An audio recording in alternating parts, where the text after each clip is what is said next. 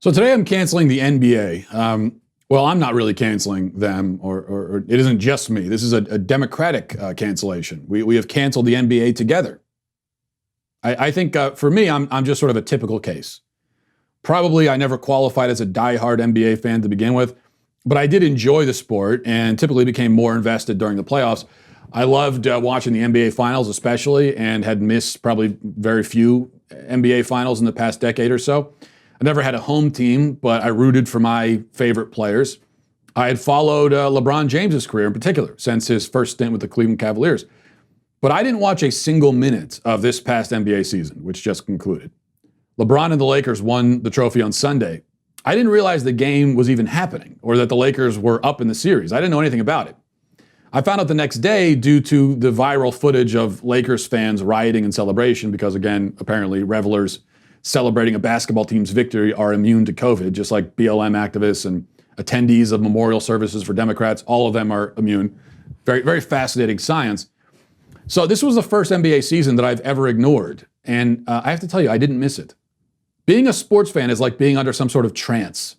You care immensely about this thing for reasons you can't quite explain.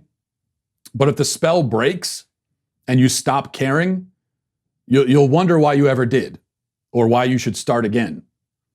So for me, the spell broke because of the NBA's ceaseless political propagandizing. Too aggressive, too wearying, too irritating, just too much.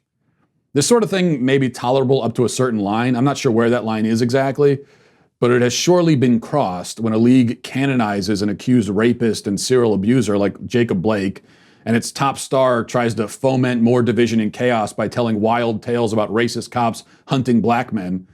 And nearly all the players and coaches decide to turn the national anthem into a forum for self-aggrandizing political stunts.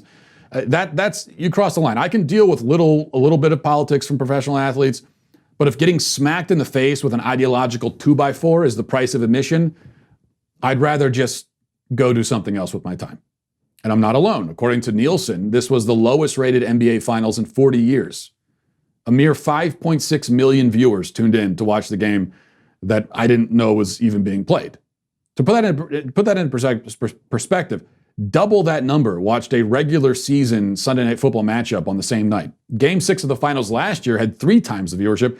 Back in the Michael Jordan era in the 90s, the championship round would routinely draw 4, 5, 6 times as many viewers. There's no mystery about why people are tuning out. Now, some in the sports world have tried to rescue the NBA from the consequences of its own politicizing, claiming that viewership is down because of other things like COVID. For example, Yahoo Sports published an article yesterday arguing that the ratings decline suffered by other professional sports leagues like the NFL and MLB prove that politics can't be the driving factor, but other professional sports leagues like the NFL and MLB have also engaged in political sermonizing to one degree or another.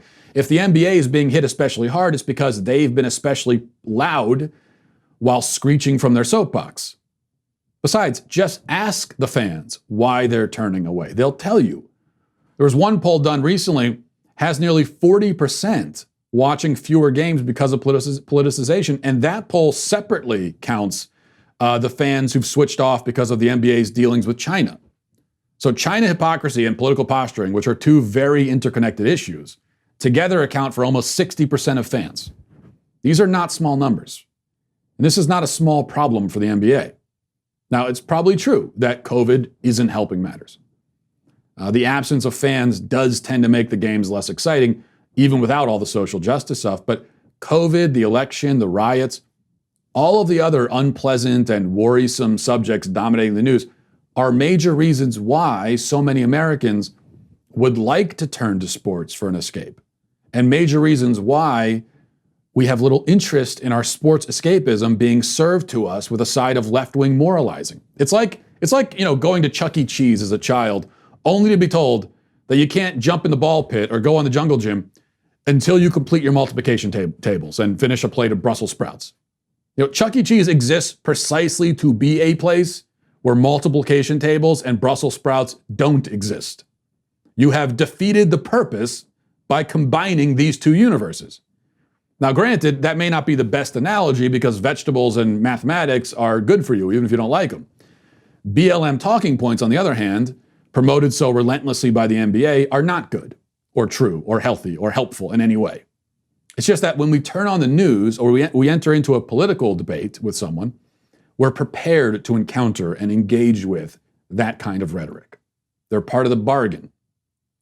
They should not be, need not be part of the sports bargain, which makes our tolerance in that setting much lower. We would rather sit and watch the game, enjoy the sport for its own sake, focus on a fun and frivolous and pointless thing for a while, and that's it. And if that's too much to ask, so be it. We'll turn the TV off and turn our energies elsewhere. And, it's probably for the best on second thought. Hey, you right there. Hit the subscribe button right now. Do it right now. I thank you for your compliance. It's somewhat appreciated.